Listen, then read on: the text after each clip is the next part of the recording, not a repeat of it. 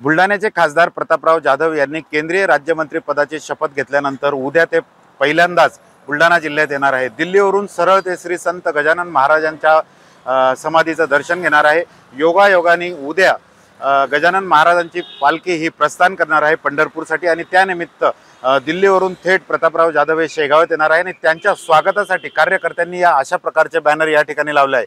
खरं तर कार्यकर्त्यांची जी इच्छा होती की त्यांना कॅबिनेट मंत्रिपद मिळेल, परंतु त्यांना राज्यमंत्रीपद मिळाल्याने हे बॅनर त्यांनी आधीच लावून ठेवलेत आणि त्यामुळे प्रतापराव जाधवांचं असं या ठिकाणी आता शेगावमध्ये स्वागत होणार आहे।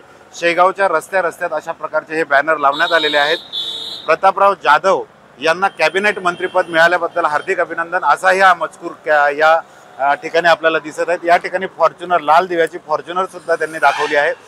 मोठ्या उत्साहात कार्यकर्ते आहेत आणि प्रतापराव जाधव हे दिल्लीवरून सरळ आता उद्या हे शेगाव येथे संत गजानन महाराजांना नतमस्तक होण्यासाठी येणार आहे। कॅमेरामन शांताराम तायडेसह doctor Sanjay Mahajan, ABP Majha, Shegaon. ABP माझा, उघडा डोळे बघा नीट।